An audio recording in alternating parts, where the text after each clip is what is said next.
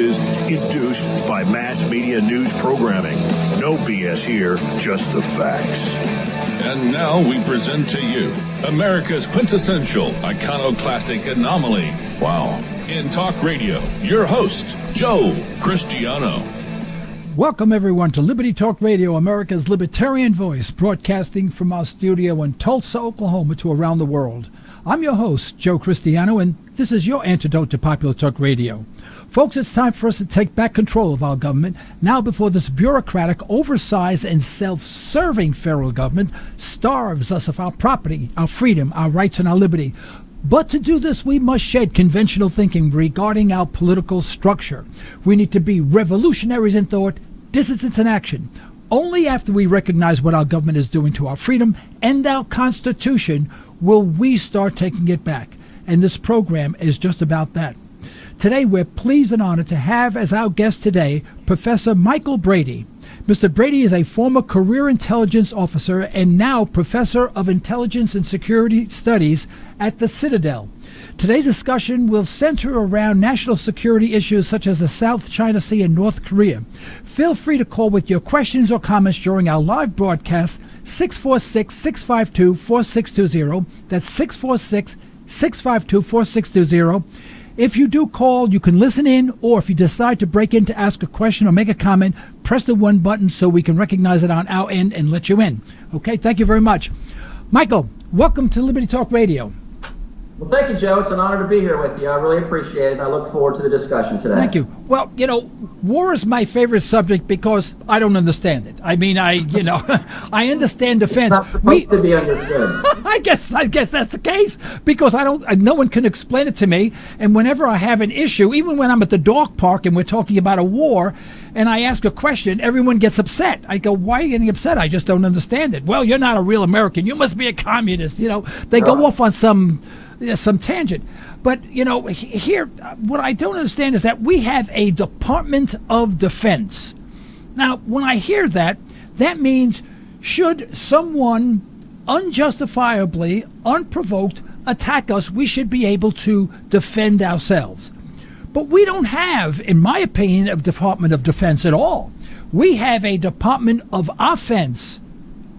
Am I skewed in my thinking? Am I just getting cynical in my old age or what? Help me out. No, Joe, you're not. You're absolutely not. I mean, one of the problems that we've been having for the last 20, 25 years, you could even make an argument that you can go further back than that. But one of the problems is we seem to get muddled in foreign affairs. We seem to try to throw our weight around. We seem to try to influence areas around the world. We've seen that in the Middle East now for at least 2 decades. We're starting to see that now a little bit in the South China Sea against the North Koreans. And I think your premise is absolutely correct. I mean, the Department of Defense is designed to defend. That's what it's designed to do. But what's happened is we have continued over the last, really aggressively for the last 20 years, been projecting our power and our influence using our military forces. And that's not what it was designed to do. And it's actually now starting to really put a strain on American military forces and posturing. Admittedly, I bring this up often. And the response I receive is that, oh, you just don't understand. We are the world's policemen. And to me, that's got to be the most insane response. I said, well, there's in southeast Kenya, they're having real problems there. I mean, there are towns that are in there. How many policemen do we have there? They go, oh, no, we're not that type of policeman. I go, what kind of policeman are we? And they can't answer. Then they get angry. Of course, then I'm called a communist. And you name them. I can't use the words that they express to me on the air, but you can sort of guess what they are. And but the thing is, they don't get logical. Everyone gets angry, and I'm not angry. I just don't understand. I said, well, can you please explain this to me? And all I get is emotion. I get no logic. Well, that's what we often get. I mean, I'm with you. I have the same ideology on that. We are not the world's policemen, nor should we be the world's policemen. In my opinion, there have been times in the past where there's certainly been a reason for us to counterattack or to at least begin some offensive operations. I would argue that 9/11, when we went into Afghanistan and we went after specifically the Taliban and Al-Qaeda, I can understand that. But when you start to Navy build and you start to put troops all over the world and you start to put troops throughout the Middle East, and now what we're seeing is we're seeing an extension of that policy in the South China Sea and in parts of Korea. We are trying to be the world's policeman. I disagree with it fundamentally. I think it's a mistake. The problem is that you have an administration now that is trying to exert more military forces around the world. And we just can't sustain this anymore. And I think most people don't even understand why we're in some places. You know, I think a fair question is something like this. Why are we in Afghanistan right now? I've been pushing for us to leave from Afghanistan for several years now because you have what's called mission creep. If you look at what happened in Afghanistan after 9/11, we had a very specific mission that was assigned to the United States military, particularly the Special Operations Community and the CIA, and that was to go after Osama bin Laden, remnants of Al-Qaeda, and then the Taliban simultaneously. Well, what ended up happening was it's the same thing that we saw in Iraq, you know, after the invasion of 2003. We start to add missions to things. Now we want to mission build. Now we want to do patrolling. And it's unnecessary and it's burdensome in my judgment. So I'm completely in agreement on that one, Joe. Yeah. You know, we have issues coming up such as, should women be in the military? You know, should we do this? Should we do that? And I said, you know, if we had a defensive posture in the United States constitutionally, none of these would be questions, because if we were, as my mother would say to my father when he would talk, he's from the old country, when he would talk about all the conflicts around the world, my mother's answer was always the same. I can remember it as if she said this yesterday. She passed away 20 years ago. She used to say, Victor, if people would only mind their business, mind their own business. You know, I'm sorry. She used to say, Victor, if people would only stay home and mind their own business, the world would be a better place. Now tell me, could you find a better Secretary of State than my mother? No, yeah, she's smart. You know, and she had no education, but she was a smart lady. She stayed home. She never drove. She used to walk to Charlie's, the grocery store down the block. It was New York, you know, down the block. We all accused of her having a love affair, you know, with the grocery store man, you know, because she used to walk back and forth. And, of course, we were just teasing her. We teased the heck out of her. But she was right. Fundamentally, she was right. She used to stay home, mind her own business, take care of the family, and everything was done properly. She was absolutely correct, Joe, and I wish she was in charge today. I mean, if you take a look, we'll go back to Afghanistan again. Let's push it over to Iraq. Whether you agree with the decision or not to send forces into Iraq, I was not in support of moving our forces into Iraq. But let's say, for the sake of argument, that the initial mission was to do what? It was to get rid of Saddam Hussein and then get rid of the weapons of mass destruction, which we thought was there, or at least some people thought was there.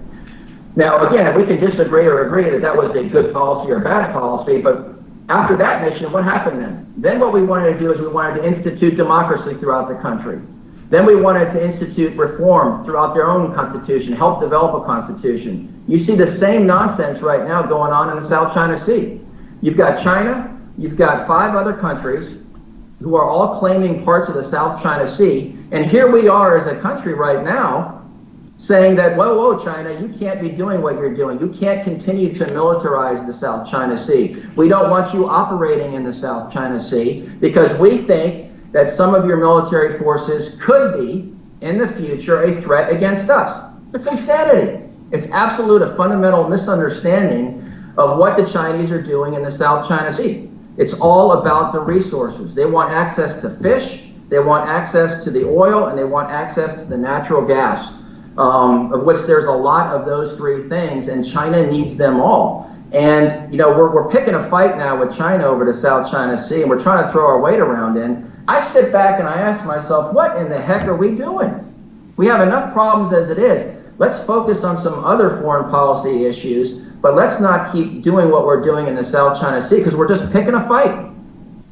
And the same thing can be said. You know, you may disagree with me on this. I don't think Kim Jong-un is a problem. Yeah, I said that. And I said this in writing. Kim Jong-un has some nuclear weapons. Okay, he's done some underground tests. We know that there have been 5 tests. He has shown no ability whatsoever to launch an intercontinental ballistic missile anywhere near the United States, nor has he shown the ability to miniaturize a nuclear warhead. Now, that doesn't mean that they're not a potential threat in the future, but why are we now trying to, push ourselves into this situation, into a conflict with North Korea? Well, we don't need to be doing it at this time. Let diplomacy work. Let's use other elements of national power and quit using our military to try to solve the world's problems. But why isn't the head of North Korea a problem for China? Why is it a problem for us? Even if he had intercontinental ballistic missiles, which were absolutely accurate, we have a missile defense system which could detect when the person presses the button for launch. And obviously we would knock it out of the sky. Now, you're absolutely correct. Now, but if he did, we have more missiles than we know what to do with. It would just take one or two, and the entire country would be decimated. Of course, we would take Seoul with it, the South Korea with it, because it's so small. What people don't realize is that North Korea is 2/3 the size of Oklahoma, and Oklahoma is a relatively small state. Think about that. Right. A country 2/3 the size of one of our smaller states is a threat to the United States that is thousands of miles away. I think I'll be very honest with you, Mike. I think I'm losing my mind because nothing makes sense to me whatsoever. Is the Pentagon in control of our country, or do we have a government anymore, or is it all the military-industrial complex? I think the military-industrial complex is deeply entrenched in the American government. A lot of times what I've seen in the past is that oftentimes we blow up these types of threats, for example, the North Koreans. I mean, if you watch the news every couple of weeks, North Korea this, North Korea that, they're not a threat. They have no ability right now to hit the United States, nor will they for several years. But what happens in this military-industrial complex machine is if we don't have any threats, we don't get any money from Congress. So the military doesn't get the money from Congress because if there's no threats, that money then will be apportioned to other parts of the federal government. And so you have a lot of interests, a lot of groups that hype these types of threats, including the South China Sea, by the way, in order to maintain a strong, lethal, and robust military. And so, yeah, I agree with you. I think they're deeply entrenched. This is also part of the problem of why we're getting involved in a lot of these foreign policy challenges. Half of these things we could probably just turn our backs and say, let's go home. Let's fix some problems at home. Let's fix the economy. Let's fix America. What's interesting is that you would think that we were a wealthy nation. We have fooled ourselves into thinking we're the nation of 1912 or 1911, where we were, in fact, a rich, free nation. We're not. We're a fascist nation. We have basically a fascist form of government, maybe a fascist socialist form of government. We're a militarized country. We are highly in debt. In fact, if you take the debt to GDP, gross domestic product, GDP ratio, ratio, the only country that's substantially worse than us is Japan because they internally finance their own debt. The people in Japan finance their own debt. So you can sort of excuse them. But if you take them away, the only ones that are worse than us, and I could be off by one, would be Greece and Cyprus and Italy. Okay? I mean, three countries that are totally bankrupt, broke, and we're right with them. We are right with them, but yet we're building walls to keep the Mexicans out. We are building, we are increasing allocations to the military. We are throwing bombs all over the place as if they cost nothing, like someone's giving them to us as a gift. Please use these as much as you want. Yeah, we're playing with money that we don't have. We're bankrupting our children and our grandchildren. I mean, a perfect example is Afghanistan. I don't know if you've seen in the news recently, the president now and Congress are talking about the possibility of expanding our military forces in Afghanistan by about 5,000 troops. I sit back and I say, what the heck are we doing?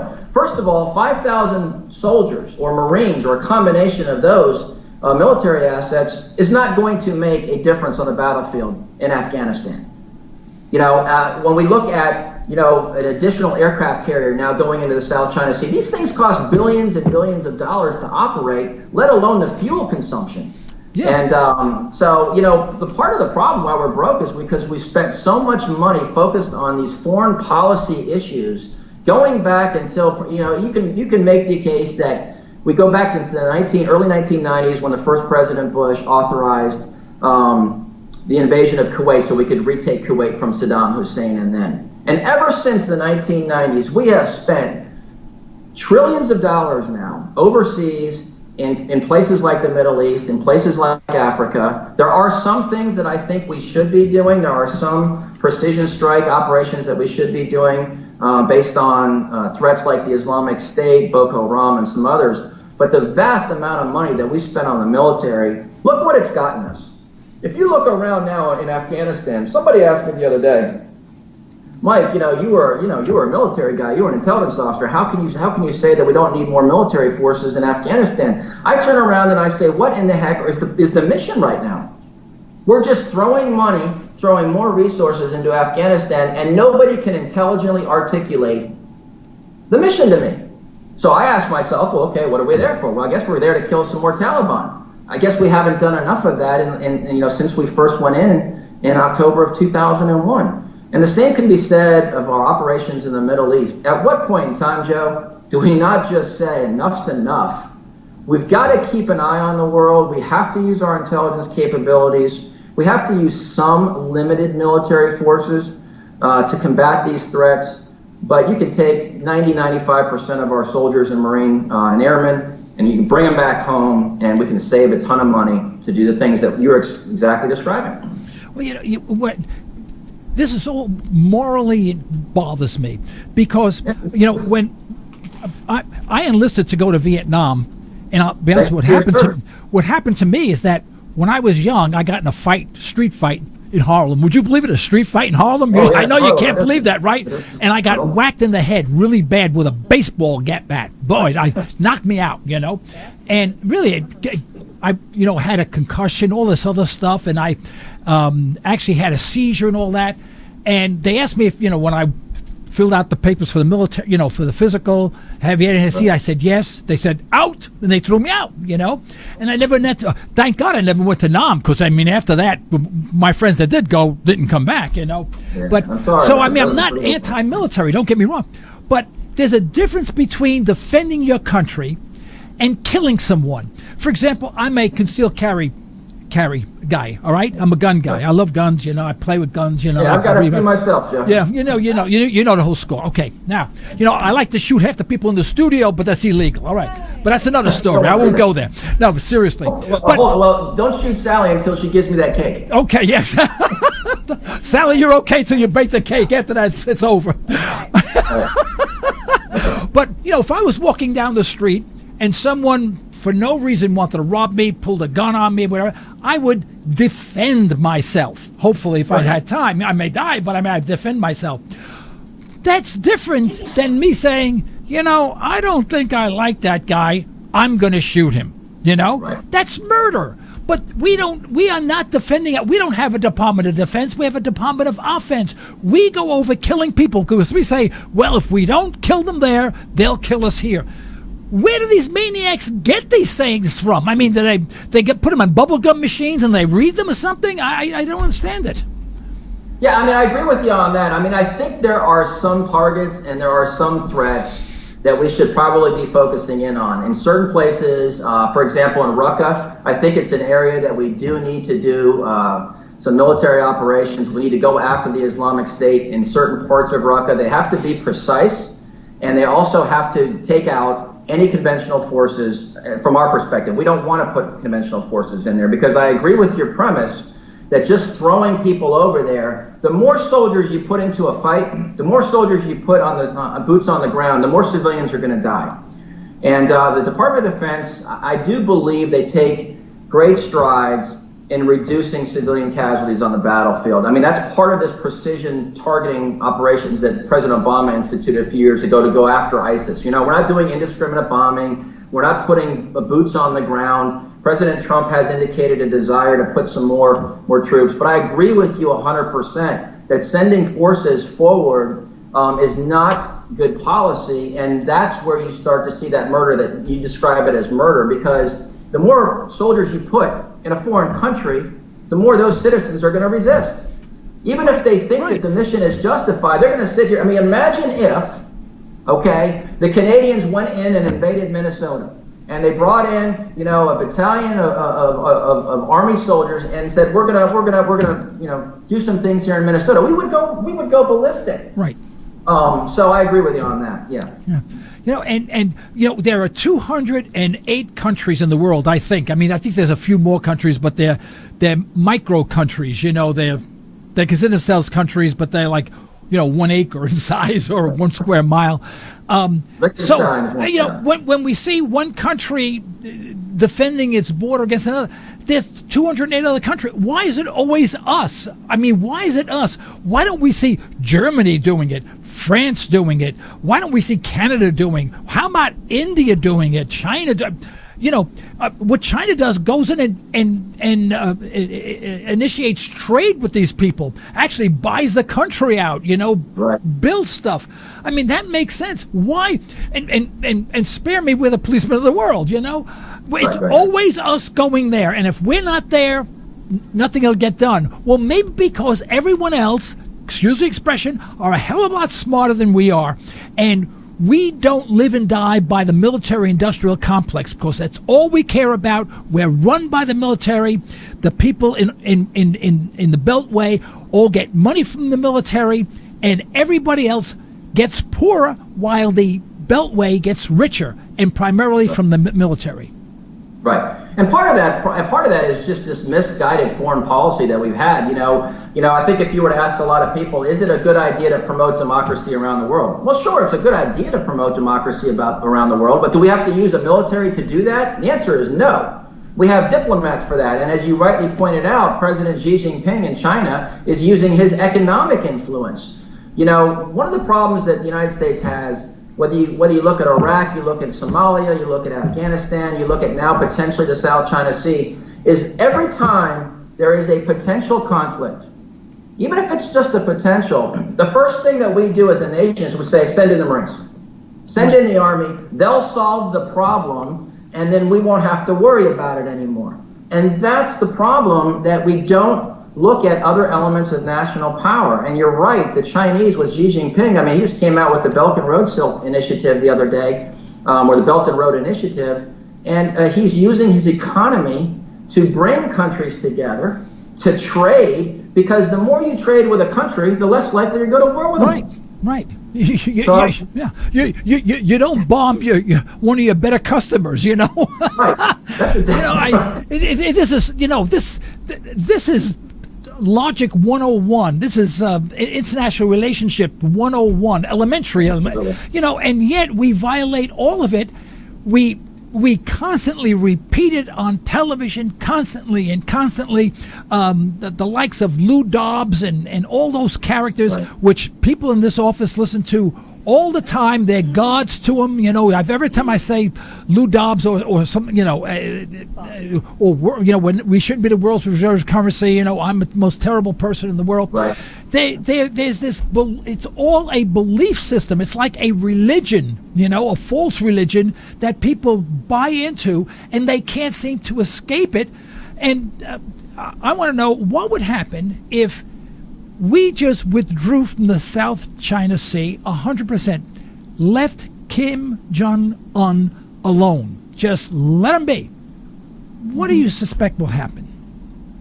I think we'll wake up tomorrow morning and live our lives just like what we did today, and we'll continue to see that. Kim Jong-un, and this again, you may or not may agree or disagree with this, but I don't think Kim Jong-un is an irrational, insane person. He's a killer. He's a thug. But, if you look at what he has been doing since he took over since 2011, and you look what his father and his grandfather have done, since the Korean War ended in the 50s, have we been at war with North Korea? No. They have not attacked into the South. They have not initiated any military action. And quite frankly, if we disengaged, we need to make sure that we're leveraging our relationship and our partnership with the Chinese. The only way we're going to solve the problem with North Korea, okay, is if the Chinese want to solve the problem. We can't solve the problem. That's correct. Yeah, if there is a problem, it's with them. You're exactly right. I mean, if you look at it from a threat perspective, if you sit back and go, okay, is North Korea a threat to the United States? I would say that as of now, they're not. They're not. They're not a threat because, again, they don't have an ICBM. They don't have the ability to miniaturize. That's 5 years away at the earliest. So why don't we just sit back and, again, like what you said, let's disengage a little bit. We don't want to keep our eye off the ball, but we certainly want to ratchet our own rhetoric down. When Secretary Tillerson and Steve Bannon say, there's a possibility that we could go to war in the South China Sea, or that we are going to defend parts of the South China Sea against China, I ask myself, why? What's the interest there? The Chinese people are going to grow to 1.5 billion people by the year 2020. They have to eat. And they consume 25% of the world's seafood in the South China Sea. Why? What do we need to go in there and change? So I don't think anything would change, Joe, quite frankly. I really don't. I'm actually in favor, too, of removing all of our forces from South Korea. I don't think that they're needed anymore. I really don't. Yeah. I've said that before to some people, and they're like, again, oh, my goodness, you're a military officer. Aren't you smart enough to know that if you remove the United States military, that the North Koreans will just invade South Korea? My response is, I don't think you understand just how good and strong the South Korean military is and the type of capabilities that they have. So I'm with you, Joe. Why don't you and I just solve the problem and bring them all home?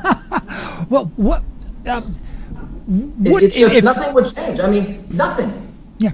If, in fact, we retreated 100% from Korea, just left them alone, and possibly even traded with them. And eventually, don't most countries, when are left alone, sort of neutralize? I mean, they may be radical in one way, shape, or form. I mean, it may be a generation or two, but after a while someone says, this is not working. We can be better off if we did this. We traded with South Korea, for example. Or, we didn't have this border. Or if we made a treaty with, et cetera, et cetera, et cetera. And right. Eventually, it evolves where they sort of mutually blend together. And there may not be a South and North Korea in the future if we left them alone. And maybe I'm a Pollyanna thinker, but eventually we may have a unified Korea once again without a shot being fired, and with both South and North Korea benefiting by it, as well as China not being threatened by North Korea. I mean, I see nothing but good if we left them alone. I see nothing but horror if we continue going on the path we're going. Am I just a simpleton? No, you're not a simpleton, Joe. Not at all. I totally agree with you. I mean, I think the process in the Korea, the unification that you described, is very possible. I'm not going to sit here and suggest that things could turn around in the next 5 or 10 years if we started making some radical changes. I think Kim Jong-un is going to be difficult to work with. There's no doubt about it. You have a new South Korean president that was elected just the other day who's actually come out publicly and said, I'm willing to talk. I'm willing to talk to the North Korean leader. But I think if you incentivize North Korea enough and you say, look, we're willing to withdraw our forces over the next, say, 10, 15 years. I mean, we can't do this real fast, in my opinion. But you incentivize them. And then on the other hand, what you do is you give North Korea the tools to become a trading partner with South Korea. So again, you're right. It takes, probably in this case, 20, 30 years. It would probably take at least a generation. But at some point in time, Korea could be unified through an economic, linkage, rather than what we're doing now with threats to, conduct airstrikes and take out the leadership, because that's not going to solve the problem. Why does Kim Jong-un starve his own people? I'm assuming he does that because that's all you hear about, and I could be wrong. I mean, but what's the purpose in that? Why impoverish and subjugate his entire population to servitude when he could have a thriving nation?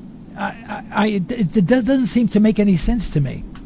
Well, part of the problem has been some of their farming techniques that have been used over the past have not benefited the North Korean people. as much as they would have liked to. But the other problem, which I think is more important, particularly when it comes to Kim Jong-un and his father, it's the policies that they have in place. Because they have and because they are provocative, and because they launch missiles, and because they have, as a nation state, said, someday we're going to attack the United States of America. Now, you have to keep in mind, though, something's very important. Nearly all of that rhetoric is not designed for the United States and the Western community. It's not even designed for China. It's designed for its own people. And so I think what's happening is that you have a ruler coming. This is only the third ruler since the country was formed.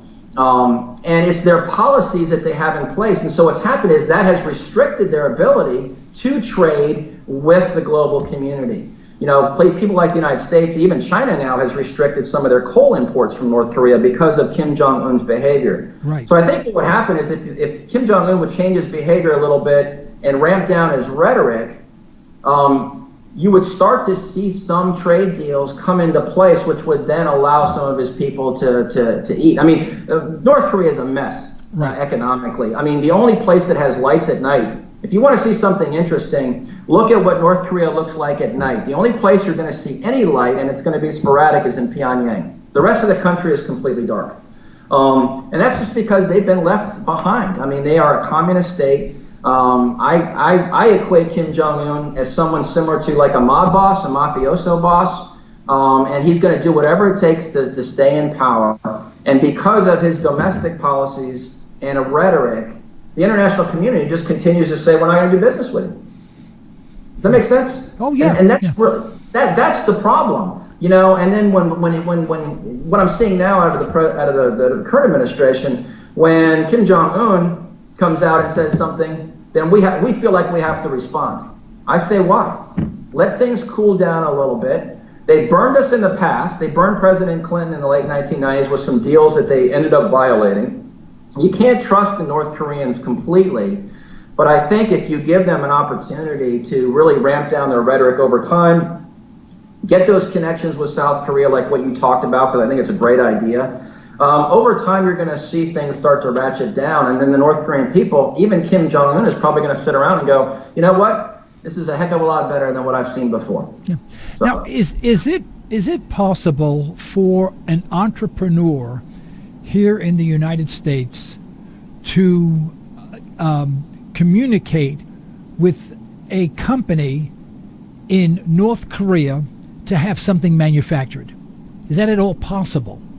I don't know the answer to that. I'd be guessing, and I don't want to guess for you, Joe. I know that in order to do business in North Korea, I believe you have to file paperwork and get approval, but I'd be guessing, and I don't want to do that. I'm not sure, Joe. Approval from our government, I guess. From our government, yes. Yeah. So that means we're not a free country anymore, right?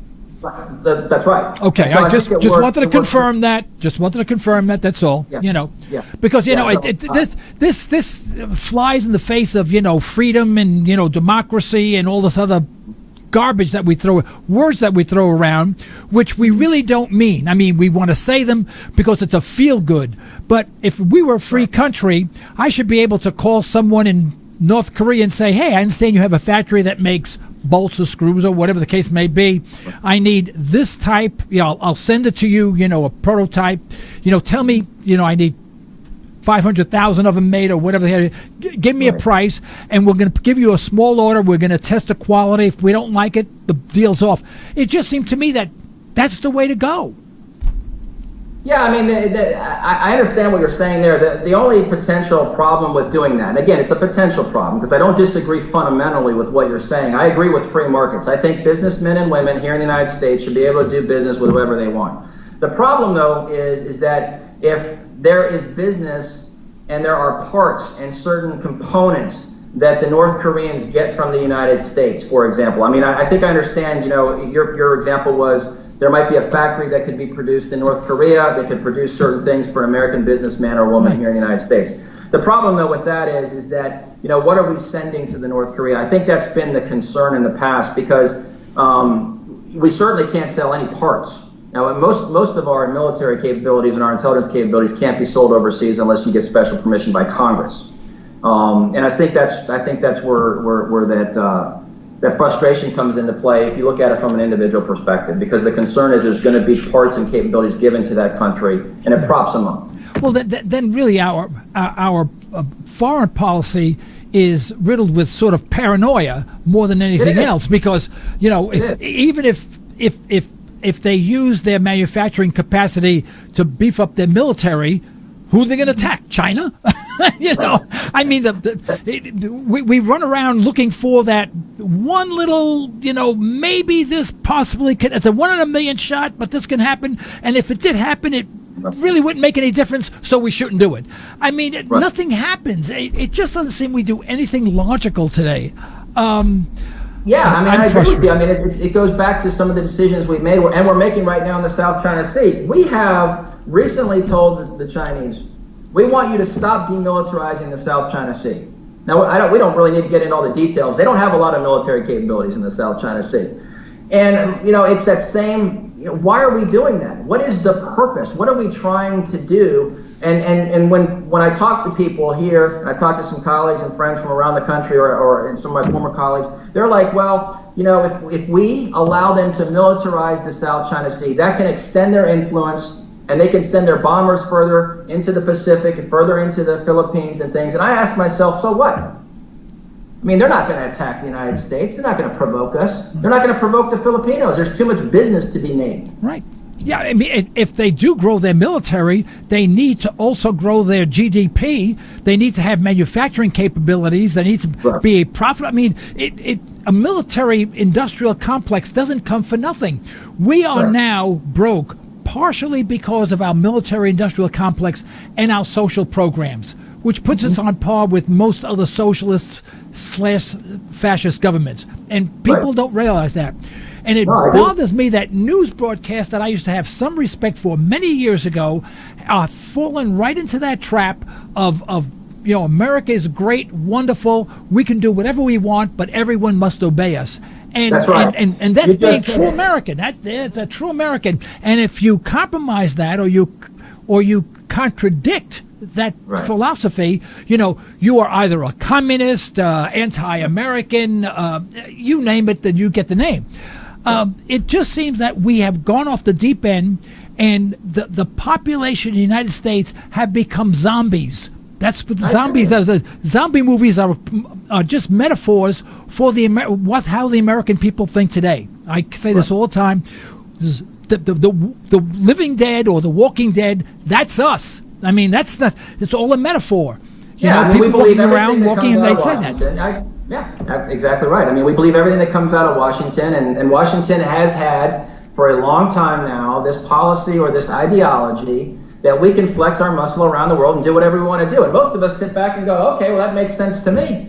And part of it is because we don't understand really what's at stake or why we're there. But you're right. I mean, we have this mentality that we can go around the world because we're the superpower. Look, I'm going to tell you something, Joe, and I think you'll probably agree with me. We ain't the world's superpower anymore. Right. Okay? No, I agree. China has, I'm going to put China in that category. Some of my colleagues might disagree with me, but I don't care. Because they have nuclear weapons. They have the second largest economy in the world, okay? They have 1.5 billion people that will be on the mainland by the year 2020. They're a superpower, okay? They are competing for us for resources and influence. And the days of us throwing our weight around because we're the big guys on the block and we have 10 or 11 aircraft carriers are unfortunately are coming to an end because we are not going to continue to be able to influence things around the world like we have for the last 20, 30, even since World War II. So those days are coming to an end, and they need to come to an end. We have the greatest men and women in the military. They serve proudly. I'm proud of every single one of them. I know you are too. I am. But they need to come home. They need to refuel, so to speak. They need to get some rest, and we need to just focus on a few things that really matter to us. And you would think the military would say, somewhere between, and the statistics are kind of fuzzy, 22 to 38 ex-military personnel who have served overseas commit suicide every day. Yeah. Now that didn't occur in World War II, and so they've got to be. We know they're questioning They know why they're doing it, because they're being asked to kill people. They're not defending the country. They are teaching our men and women to be killers, to go over there and say, all right, now you go there and you kill those people. And really, inside, they know, they go, geez, that person's not a threat to me. That's in fact, I saw one video, and it was really very disturbing, where a group of American soldiers took this courtyard, and they said it is now secure. And he called back, and kind of fuzzy and all that. I mean, you could tell it was, done by just a handheld camera. And he called back to base, and he said, the area is secure. They said, who's there? They said, just some women and some children. They said, secure the area. He said, but there's just men and women. They said, soldier, obey your orders and secure the area. He said, we did. There's no men here. There's just some women with babies. And they said, secure the area. And that's very sad. That's very sad. And yet we say we're such good people. We're you see stuff like that. Now, it's things terrible. Like that. That has happened. I mean, you're right. I mean, that has been documented. We have had some instances of that. I think the other problem, too, that you have with a lot of these veterans that are coming home, I mean, the images that they have. Right. Now, first of all, you're exactly right. There have been times where they've been asked to do things that they probably shouldn't have had to do. But when you look around and you start seeing dead children and dead women, and some of those are from airstrikes, some of those are inadvertent. Many of the civilians that are killed on the battlefield are from groups like Islamic State and Al-Qaeda, Arabian Peninsula, and Boko Haram. We've done our share of that. That's true. Those images stick to our soldiers. But again, I think you hit it on the head. That notion of having to do something. I mean, in World War II, I looked for one bad guy. I knew it was a German, or I knew it was, a Japanese, and I went after that person. I didn't go after women. I didn't go after children. And it is traumatic. And I agree. I think that's really what's happening. You had a bazooka. You went after the track of the tank. You did things like that. There were simple targets. The targets aren't so simple, unfortunately, nowadays. But when you have women and children, I think what confuses, a lot of people when we talk about this, one of the challenges is, too, there have been stories of going after women and children. But you also have to keep in mind, just to kind of give a little balance, I'm not disagreeing with what you're saying, but what you have to keep in mind, too, are the tactics that the terrorists are using. They are using women for some of their suicide bombing. That's not to dismiss or suggest that I disagree, because I agree with you in principle. Right. But that's one of the things that our soldiers are facing, because if you've been attacked by a female in an open market, the next time you look at a female, you're going to have a different perspective, and something's different in your mindset. Yeah. So and we keep on saying, we have to remain diligent, forever diligent.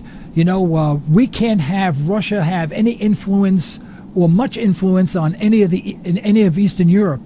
And I said, but do you realize that we have missiles on the Russian border? We have it in Estonia, in Lithuania, and Latvia. Yeah. And the Baltics. Yeah. Another state. I have it right behind me here. I can turn around and read it for you. Because, the Baltic states, Latvia, that's the name, Those three countries have U.S. militaries, and they are on the Russian border. I mean, and God forbid, the Russians do anything in Eastern Europe, we're ready to go to war. The mentality has got to be one in which we must maintain a military-industrial complex, even at the expense of bankrupting the United States, because the only people that are going to survive that bankruptcy are the people who know where the money's going, how to handle it, and collect it at the expense of everyone else. My last question is going to be, why are we helping, assisting, and even directly attacking Yemen? Why are we assisting, I guess, Saudi Arabia in Yemen? I have friends from Yemen. They don't understand it, and I don't understand it. Yemen is a disaster. Yemen is almost as bad as Syria right now. But why we're involved in Yemen right now is Al-Qaeda Arabian Peninsula. AQAP is an offshoot of the original Al-Qaeda that we attacked, after 9/11. And so what you have is Al-Qaeda Arabian Peninsula using Yemen as a base of operations for some of their planning, their recruiting, and their training. So that's why we're involved The problem, though, is that it's a very complex situation in Yemen. You've got the Houthi rebels who are being supported by the Iranians. You've got the Saudis in there that are with another faction, and then you've got us who are trying to work with the Saudis to some extent. But our focus is against Al-Qaeda Arabian Peninsula. A lot of people, and I would be one of those, actually believes that Al-Qaeda Arabian Peninsula is the more dangerous terror group than the Islamic State. I know the Islamic State, they're extremely violent, they've killed a lot of people, but Al-Qaeda Arabian Peninsula has that bomb-making capability. We're still looking for their primary bomb maker, and so that's why we're involved there.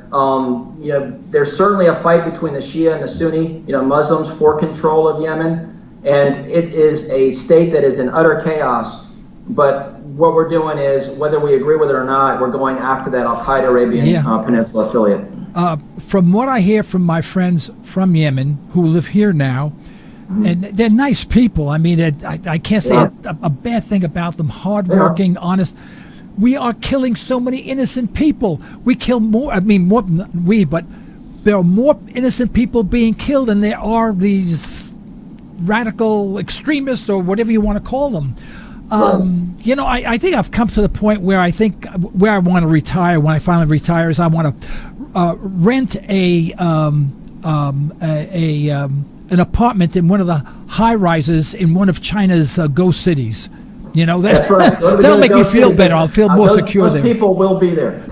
Okay. Those people will be there. Hey, look, I mean, there's going to be 1.5 billion Chinese people on this planet by the year 2020. Yeah, those ghost cities are ghosts, but there's going to be people on there in a few years, and we're going to put you there, Joe. Well, Mike, I thoroughly enjoyed having you here. I'm sorry I took up so much of your time, in verbalizing. I apologize for that. I'm just too upset about this whole situation.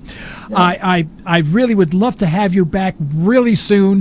Hopefully with another economist, we have a 3 or 4 way conversation.